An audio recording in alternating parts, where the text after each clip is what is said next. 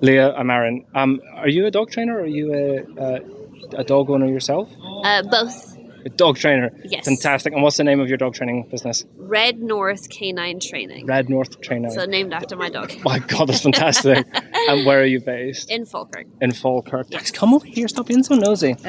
So we're at the event today. I know you're quite pressed for time, so just a couple of questions. Okay, thank you. So how long have you had dogs in your life? 4 years.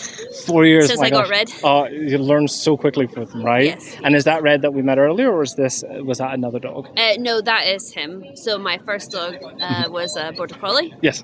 So, yeah. Gosh. Oh my goodness. The only option was to then go into training because they are jacked. I wonder what you're thinking. See, when you come across clients or just people out in the world, how do you feel the average person's education level is when it comes to understanding their dog? Like 10%. 10%. I think if they've been blessed with a fairly easy dog, sits, downs, that kind of thing, they then rattle it on the ball catcher, and then their dog's sleepy and they think that's happiness. Yes. It's only if it was to exhibit itself in other behaviours like destruction or reactivity that they would be forced to either educate themselves or bring in some professional help. So there's a lot of, with the internet now, there's a lot of a hell of a lot of YouTube videos, a lot of people online who are training. If someone's out there and they don't have that perfect dog that you just need to throw a tennis ball for, maybe they are having some sorts of issues with their dog or they have more advanced goals.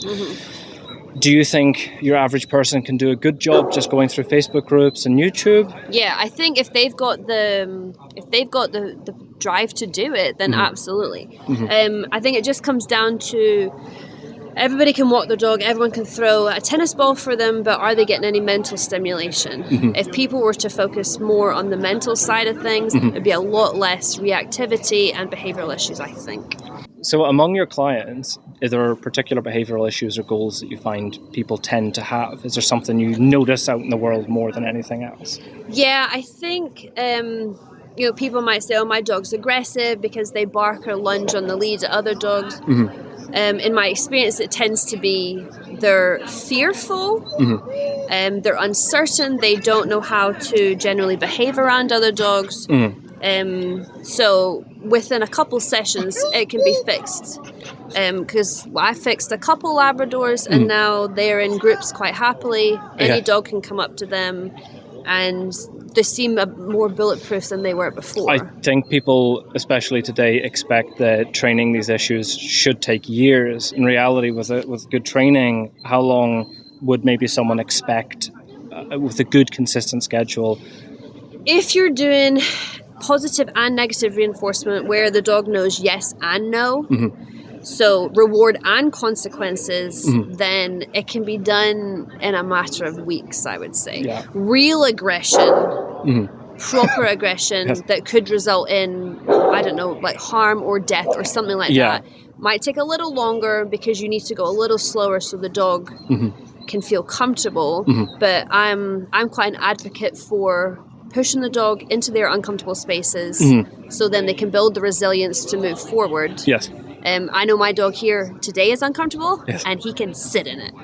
That's okay. And it's I think that's a big thing for people, right? Is because, and maybe is this part of what you do professionally, is you're helping the dog owner, the dog guardian, learn to lead their dog and to be a place of confidence for the dog. Is that something that you see a lot? I think especially if there's some reactivity, I don't want people to dread seeing another dog come in.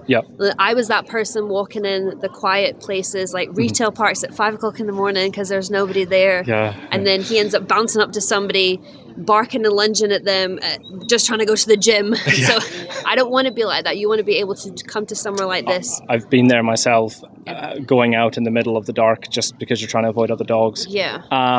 And just coming to the end, because I know you're in a rush, as I say, do you speak, so obviously we're here talking about e-collars today, meeting these lovely dogs. I don't, do you see any shut down, any terrified dogs with their tails between their legs? No, and the thing is, it's such an expensive piece of equipment. People that abuse dogs probably aren't going to spend £300 on a collar. I know, And no, I mean, it's level 0 to 100. My dog is on a 10, and he can be recalled away from deers in flight. Yeah. So, you know, he went after a child, which is why I ordered it. He now can be around children. He loves people now. Yep. We're working on the dog thing. He doesn't meet that many stranger dogs, so I could do a lot more with that. What do you put? Why do you think, to explain it to just a person on the street briefly, why does an e-collar work in a way that a leash or a long line might not? So it's just, I think of it like an off-lead sharp tap on your shoulder. No thanks, we're not doing that. Or if it's more of the recall side of things, then it's like, oh, I feel that, and I come back to mum or I come back to dad, that kind of thing. I had to use it for correction at the start. Again, it wasn't on a high level, but it was just like, nope, one little sharp tap on the shoulder, off lead, and he knows mum said no, I'm not going to do that again. It's a sort of element of off-leash accountability, right? Yeah, it enables them to, if there's negative consequences, it enables them to learn so much faster than with just positive only. A final question. Okay. If someone is watching this and they're thinking to themselves, should I get an e-collar? What situation might a person be in to say, do you know what, an e-collar might be appropriate for you? I think if you have the resources to get a trainer to show you at least one session with the e-collar. I didn't even open the box until I had a trainer show me. Yes, yeah. So I think, so you know you're using it responsibly and correctly. It's a very low level. You're not starting it out at level 70 or anything silly like that. It starts at 2 or 3. I think if you want to perfect behaviors, then yes, an e-collar is for you. It doesn't need to be for the kind of aggression stuff that I got it for. Okay. Leah, thank you very much. If anyone wants to find you online, do you have an Instagram, a website? Yes, it's Red North Canine Training. Perfect, lovely. For both. And I'll let you get to your film. Thank you so much, Leah.